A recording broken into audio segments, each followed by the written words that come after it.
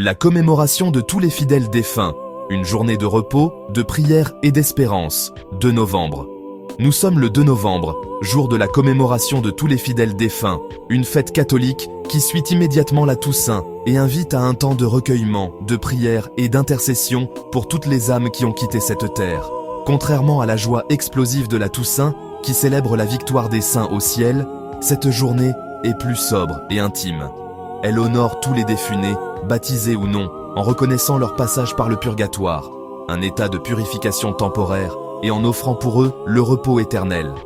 C'est un acte de charité fraternelle, où l'Église militante, nous sur terre, prie pour l'Église souffrante, les âmes en attente, renforçant la communion des saints qui unit les vivants et les morts dans le corps du Christ.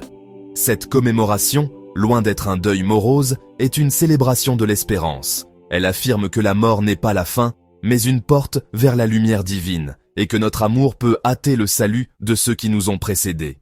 Origines historiques. Du repos des âmes au rituel universel. La fête des fidèles défunts trouve ses racines dans une tradition ancienne de prière pour les morts, présente dès les premiers siècles chrétiens. La Bible elle-même y fait allusion. Dans 2 Maccabées, 12, 43-46, Judas Maccabée offre des sacrifices pour les soldats tombés, un geste saint et salutaire pour les défunts, pour leur ressusciter dans la vie éternelle.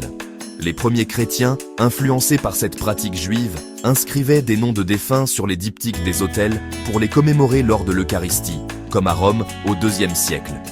L'institution formelle remonte au Xe siècle.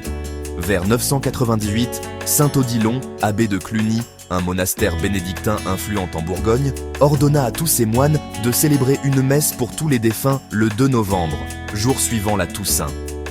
Odilon, touché par les visions d'âmes en purgatoire, voulait offrir un repos aux âmes qui souffrent, influencé par les récits de saint Grégoire le Grand sur des messes pour les morts. Cette pratique se répandit rapidement. En 1048, l'évêque de Cluny l'étendit à ses abbayes, et au XIIIe siècle, elle fut adoptée par l'Église universelle sous Innocent III. Le pape Benoît XV, en 1915, accorda l'indulgence plénière pour 3 messes le 2 novembre, un geste pour les morts de la Grande Guerre. En Europe, la fête christianisa des rites païens comme Samhain celtique ou les fêtes romaines des Lemures, où l'on apaisait les âmes errantes.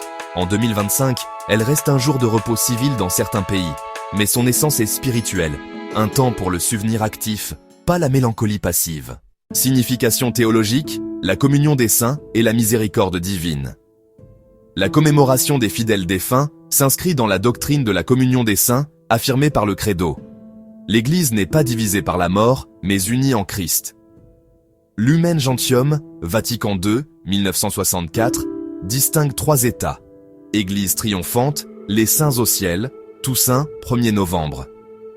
Église souffrante, les âmes au purgatoire, purifiées pour entrer au ciel, 2 novembre. Église militante, nous sur terre, appelés à prier pour les défunts.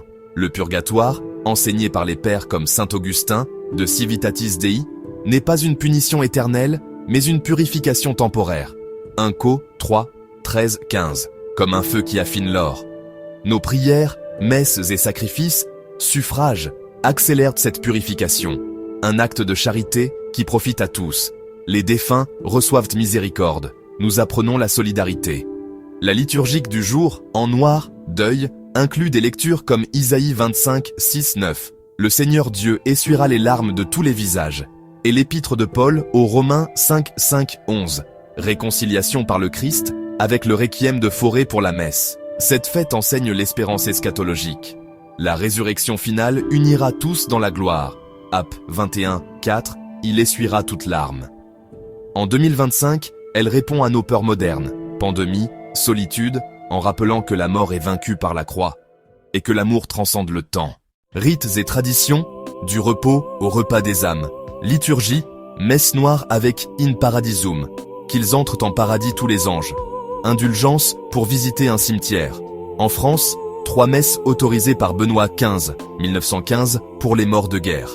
Tradition populaire, chrysanthèmes aux tombes, symbole d'immortalité, pain des morts en Italie, offrande, calaveras au Mexique, Dia de los Muertos, syncrétisme. En Europe, veillées au cimetière avec cierge, en Asie, offrande familiale. En 2025, initiative numérique, app pour prière virtuelle et écologique, Fleurs locales pour réduire l'impact carbone des chrysanthèmes importés.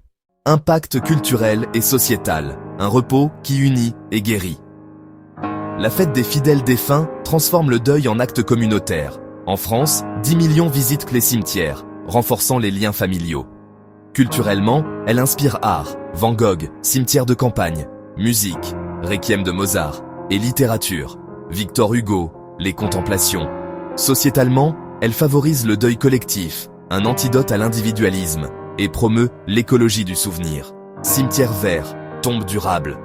Pour les autres cultes, elle résonne. Le judaïsme a Yom Kippour, l'islam, le deuil des martyrs, le bouddhisme, l'Obon. En ce 2 novembre, c'est un rappel. Prier pour les morts, c'est croire en la vie éternelle, et unir les vivants dans l'amour.